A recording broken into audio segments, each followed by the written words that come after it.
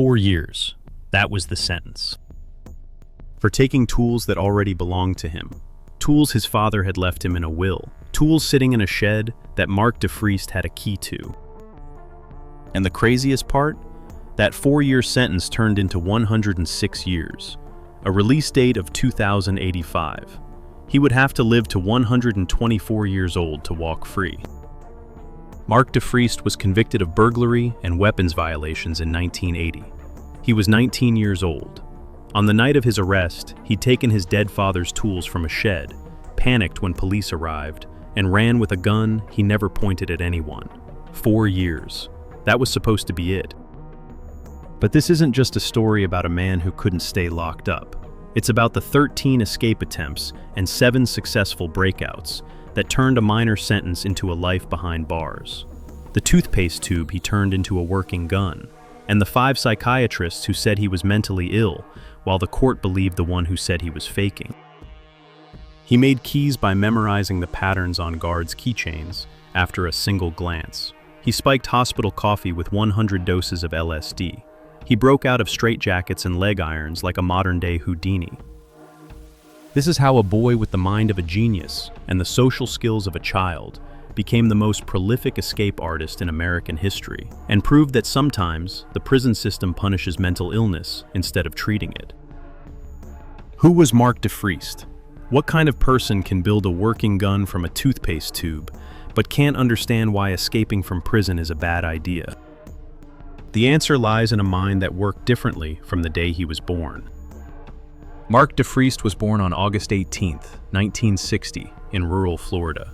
From his earliest years, something was different about him.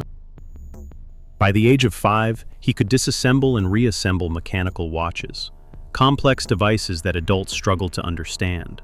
Mark took them apart piece by piece and put them back together perfectly. His mind saw patterns others couldn't see.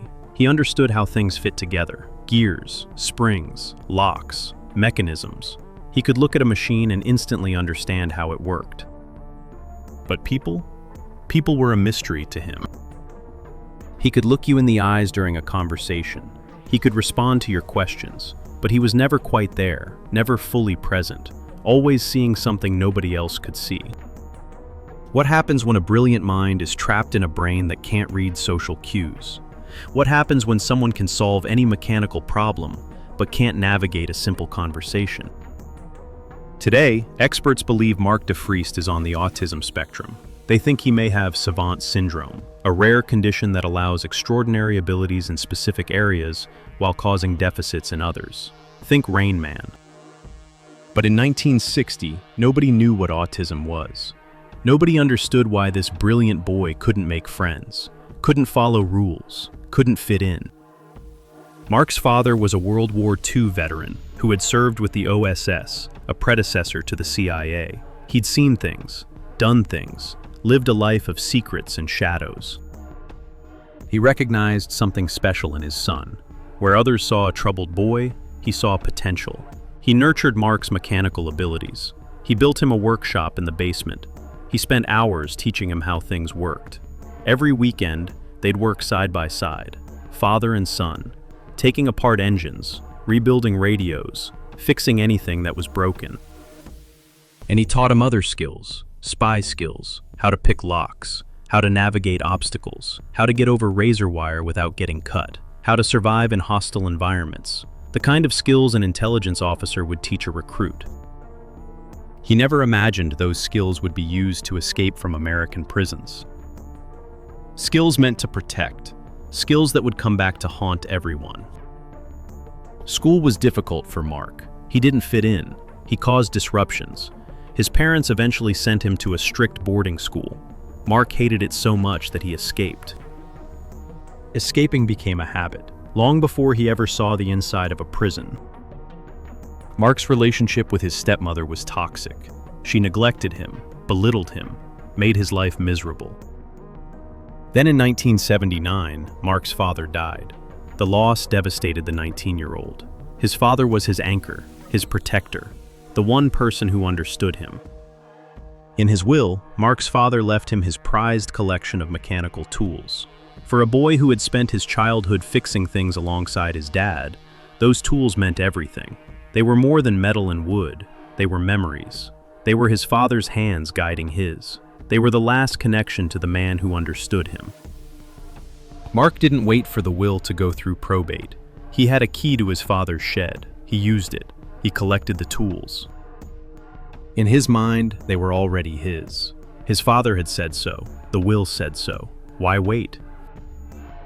What Mark didn't understand, what his autistic brain couldn't grasp, was that legally, those tools weren't his yet. Not until the court said so. Not until the probate process was completed. His stepmother saw her chance, the woman who had tormented him for years. She called the police and reported the tools stolen. When officers arrived to question Mark, he panicked. He ran. In his waistband was a gun.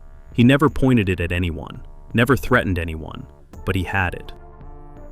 Mark was arrested, convicted of burglary and weapons violations. Sentence: 4 years. At 19 years old, Mark DeFriest entered the Florida prison system. He had no idea he would spend the next 4 decades trying to get out.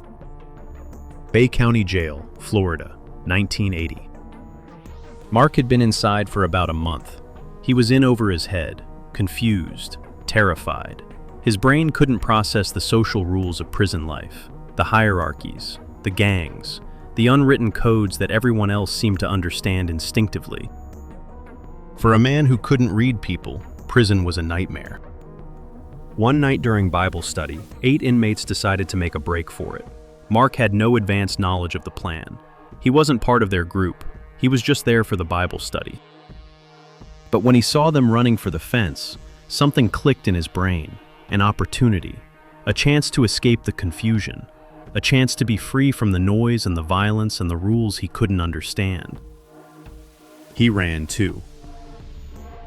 The other inmates hit the razor wire and got stuck. The coiled blades tore into their flesh. They screamed. They bled. They hung there like fish caught in a net, blood dripping onto the concrete, arms tangled in steel. 8 men trapped by the very fence they'd tried to conquer. But Mark? His father had taught him how to handle razor wire. The OSS veteran had spent hours showing his son exactly how to navigate the coiled blades, how to distribute his weight, where to place his hands, how to roll over the top without getting sliced. Mark sailed over the fence while the others hung there bleeding, clean, quick, like he'd done it 100 times before. His first escape was successful, but success for Mark DeFriest was always temporary, always fleeting, always followed by something worse. Can a man who can't understand social cues ever truly disappear? Can someone who sees the world differently blend into normal society? Mark was recaptured quickly. His lack of social awareness made him easy to find. He didn't know how to lay low. He didn't understand how to act normal. New charges were added. His sentence grew, and authorities began to realize they had a problem on their hands. After his first escape, Mark was sent to Florida State Hospital in Chattahoochee for psychiatric evaluation. The court needed to determine if he was mentally competent to stand trial. 6 psychiatrists examined him. 5 out of 6 deemed him mentally ill and incompetent to stand trial. They saw the signs, the erratic behavior, the inability to understand consequences, the disconnect from reality. But one psychiatrist, Dr. Robert Berland, disagreed. He believed Mark was faking his mental illness to avoid punishment. 5 said mentally ill. 1 said faking. The court had a choice. Which opinion would they believe? Which expert would determine the course of Mark DeFriest's entire life? Based on Berland's single dissenting opinion, Mark was cleared to stand trial. Decades later, Dr. Berland would reverse his assessment. He would admit he had been wrong. He would acknowledge that Mark was genuinely mentally ill. But by then, Mark had spent decades in solitary confinement. By then, his 4-year sentence had become a life sentence. By then, it was far too late. Remember that psychiatric evaluation? Remember that one dissenting opinion? It was about to matter more than anyone could have imagined. At the hospital, Mark didn't wait for evaluations. He planned an escape. The hospital pharmacy had LSD-25. This was an era when the drug was sometimes used experimentally in psychiatric treatment. Mark observed the staff schedules. He learned their routines. He watched for opportunities. He stole a bottle of LSD and poured the entire contents into the staff's coffee pot, roughly 100 doses. What happens when you give 100 doses of LSD to unsuspecting hospital workers? Absolute pandemonium. One aide manning the washing machines became terrified of the spinning laundry. He saw demons in the tumbling clothes. He got into a physical fight with the machine, throwing punches at the appliance. A female psychologist ran through the ward, screaming that her body was on fire. She made inappropriate gestures. She'd lost all connection to reality. Staff members wandered in confusion. Some laughed uncontrollably. Some cried. Some just stared at their hands for hours. The hospital descended into chaos, exactly as Mark had planned. But security was called. The ward was locked down. Mark tried to escape with other prisoners, but he was caught before he could get away. It was insane. It was brilliant. It was pure Mark DeFriest.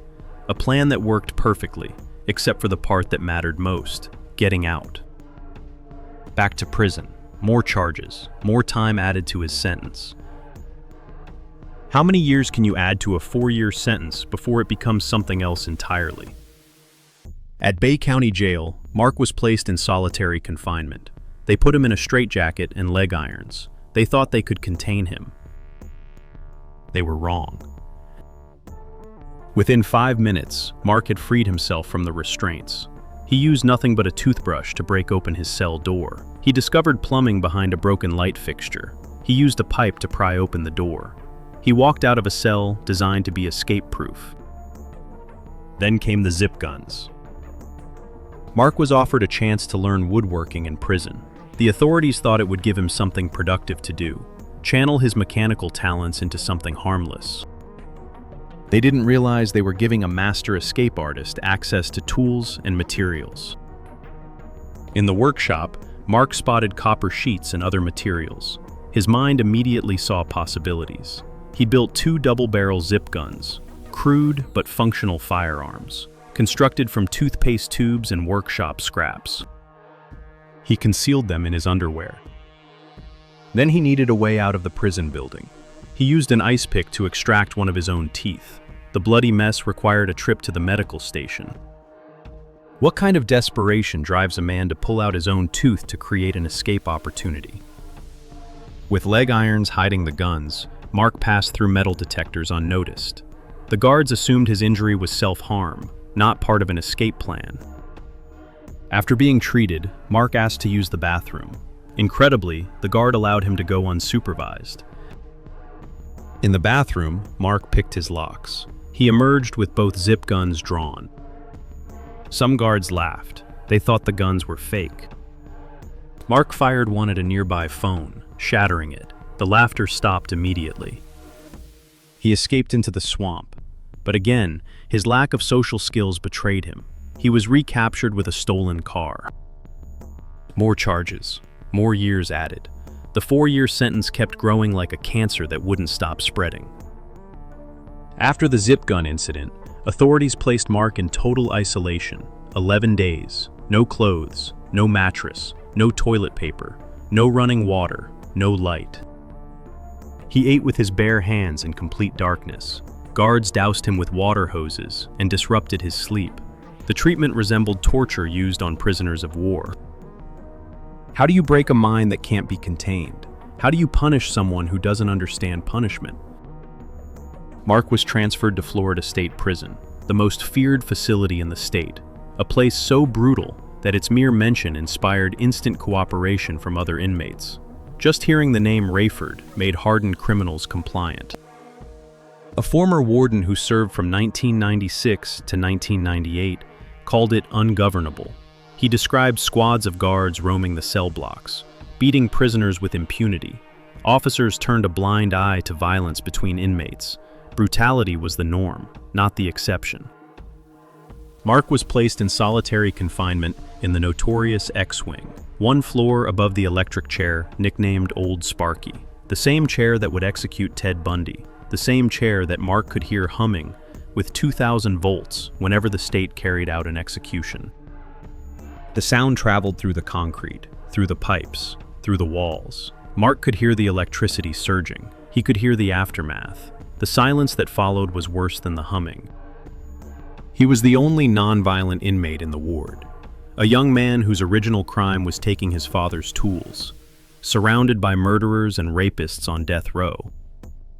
As a loner with no gang affiliations, Mark was vulnerable. He was a walk alone, refusing to align with any group. He kept to himself. He didn't understand the social dynamics that kept other inmates safe. 15 inmates attacked him in one brutal assault. The attack was so savage that he required surgery. His body was broken. His spirit was damaged. But his mind kept working. To survive, Mark made a terrible bargain. He became the prison wife of a death row inmate. He wore rouge makeup. He adopted a feminine persona. He played a role to stay alive. The very person protecting him was also abusing him. But it was better than being attacked by 15 men again. Mark later said he could never take a break from his role. He lived as someone else for years, all to survive. The guards hated him. He made them look stupid with his constant escapes. They beat him regularly. They fabricated disciplinary reports. They made his life a living hell. Mark accumulated nearly 400 disciplinary reports, 65 in 1983 alone. Many were retaliatory. Many were fabricated. Each report extended his sentence further. But Mark never stopped, even when he was beaten, even when he was abused, even when he was kept in darkness for months at a time.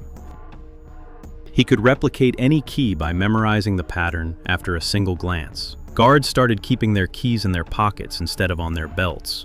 It didn't matter. Mark made keys from food trays when he noticed they were the same thickness as jail keys. When they stopped giving him trays, he made keys from paper. Paper keys that actually worked.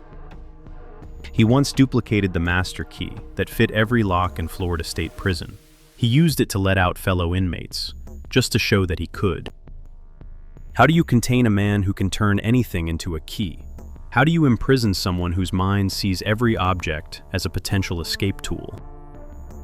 He built a small radio from contraband parts. On good nights, he drank homemade liquor and listened to classic rock, pretending he was somewhere else, pretending the walls weren't there. He created intricate artwork from potato chip bag foil and popsicle sticks, drew pictures of himself as a clown in a straitjacket, Gothic scenes with skulls and sorcerers, visual maps of the hell he was living in. And he kept escaping. One escape involved cutting through another inmate's cell bars, 8 hours of work per bar, then leaping into the women's exercise yard and scaling the razor wire fence. The fall broke both his feet and his wrist. He didn't realize it until he was 2 miles away, running on broken bones, his body failing but his mind refusing to stop. He hijacked a semi-truck and rammed it through a police roadblock, then threw it in reverse, smashing into police cruisers. The chase ended with the truck lodged in someone's living room. More charges, more years. The sentence kept growing. 4 years had become decades. Decades were becoming a lifetime. In 1999, Mark witnessed something that would change everything. Death row inmate Frank Valdez was beaten to death by guards. Mark was just a few cells away. He heard the sounds, the thuds, the screams, the silence that followed. The medical examiner concluded Valdez was beaten to death. Mark confirmed what he'd heard. He was willing to testify. For his testimony, Mark became a target. The guards who had beaten Valdez were still working in the system. Their friends were everywhere. Mark's life was in danger. Would the system protect a witness? Would they keep safe the man they'd tortured for years? He was transferred out of Florida for his own protection. California, Alabama, New Mexico, Oregon, shuffled from prison to prison like a problem no one wanted to solve. He spent 27 years in solitary confinement. 27 years, much of it in complete darkness. Years without seeing the sun. Years without human touch. Years of isolation that would break most people. Studies have shown that prolonged solitary confinement causes irreversible psychological damage after just 15 days. Mark endured it for nearly 10,000 days. His mind, already wired differently, was being systematically destroyed by the very system that claimed to be rehabilitating him. But even in the darkness, Mark's hands kept moving, building things, taking things apart, creating order from chaos, the only way he knew how to survive. But Mark's story was about to reach the outside world. Director Gabriel London heard about the Houdini of Florida. He became fascinated. He spent 13 years making a documentary called The Life and Mind of Mark DeFriest. The film premiered in 2014. It showed everything: the escapes, the abuse, the brilliant mind destroyed by a system that didn't understand it, the 5 psychiatrists who'd said he was mentally ill, the one who'd said he was faking. Could a documentary change Mark's fate? Could public attention save a man the prison system had given up on? The documentary caught public attention. People were outraged. A 4-year sentence for taking tools from a shed had become a virtual life sentence. A mentally ill man had been tortured for decades instead of treated. Viewers couldn't believe what they were watching. How could the American justice system do this to someone? Advocacy groups rallied behind Mark. Petitions were signed. Letters were written to the Florida Parole Commission. For the first time in decades, someone was fighting for Mark DeFriest from the outside. Dr. Robert Berland, the psychiatrist whose testimony had sealed Mark's fate, appeared in the film. He reversed his assessment. He admitted he'd been wrong. He acknowledged that Mark was genuinely mentally ill. The words came 40 years too late, but they came. But could one admission undo 40 years of damage? In November 2014, the Florida Parole Commission voted to reduce Mark's sentence by 70 years. His release date moved from 2085 to 2015. But bureaucracy intervened. Mark was transferred to Oregon, where prison officials misclassified him as a lifer. He was thrown back into solitary. The mental health programs he needed never materialized. On February 5, 2019, after 39 years in prison, Mark DeFriest was finally released on parole. Gabriel London was waiting for him at the gates.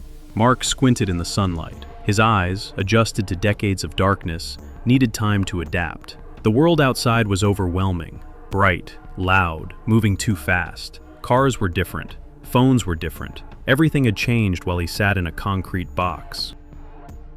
For the first time in 39 years, no walls, no bars, no solitary cell, no darkness, no guards beating him, no electric chair humming one floor below. Just sunlight on his face, just open sky above him, just the sound of traffic and birdsong and wind, sounds he'd almost forgotten existed, just freedom. His wife Bonnie was nearby, the woman who had married him through the mail while he was behind bars, the woman who had waited decades for this moment. She was 90 years old. She'd spent more than half her life waiting for a man she'd never lived with. But freedom proved harder than prison. Can a man who has spent nearly 4 decades in a cage learn to be free? Can someone who has known only walls and darkness adjust to a world without boundaries? Within 4 days, Mark had a manic episode. The outside world was too much. The stimulation was overwhelming. His brain, shaped by decades of isolation, couldn't process normal life. Traffic noise sounded like explosions. Supermarket aisles felt like prison corridors. Conversations moved too fast. Choices paralyzed him. In prison, every minute was scheduled. Out here, he had to decide everything for himself. He walked away from the halfway house. A drug test revealed methamphetamine in his system, an addiction he'd developed during his decades behind bars. Drugs had been one of the few escapes available inside, the only way to make the walls disappear, even for a few hours. 8 days of freedom. That was all he got. 8 days after 39 years. Florida rescinded his parole. Mark was sent back to prison. On August 23, 2020, his wife Bonnie DeFriest died at the age of 90. She'd waited decades for her husband. She'd written hundreds of letters. She'd petitioned governors, judges, and parole boards for his release. She'd believed in him when no one else did. She'd loved a man she could only visit behind glass. She never saw her husband truly free. She died not knowing if he ever would be, the cruelest irony of all. Today, Mark DeFriest is 65 years old. He remains incarcerated. His supporters say he will likely die in prison. Gabriel London, the man who spent 13 years documenting Mark's life, said it plainly. They had failed to find a solution for him, and now it looked like his fate was to die in prison. The man who could escape from anything has finally met a cage he cannot break out of.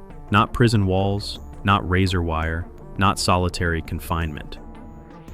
Age, health, a broken mind, a system that never learned how to help him. What was Mark DeFriest's crime? Taking tools from a shed, tools his father left him, tools he had a key to. What was his punishment? A lifetime behind bars, 27 years in solitary confinement, beatings, abuse, torture, darkness. 5 psychiatrists said he was mentally ill. One said he was faking. The system believed the one. And a brilliant mind was buried in darkness for 4 decades. Mark DeFriest could escape from any prison. He could pick any lock, build any device, overcome any obstacle. He could turn a toothpaste tube into a gun and a food tray into a key. He could memorize a key pattern in a single glance and replicate it from memory. His brother Phil once said he was about the smartest person he'd ever met. His attorney put it differently. He said they were punishing Mark for being mentally ill. That's what was happening. But Mark could never escape from his own mind. He could never understand why running made things worse. He could never grasp the simple truth that staying put would have set him free. The Houdini of Florida proved that some cages can't hold a determined mind. But he also proved something darker, that the prison system doesn't know what to do with people who don't fit the mold, that mental illness is often punished instead of treated, that a 4-year sentence can become a lifetime if you don't know how to play the game, that the justice system can break the very people it claims to be protecting society from. Mark DeFriest could build a working gun from a toothpaste tube. He just couldn't figure out how to stay out of trouble. And that's the cruelest escape of all, the one he could never make.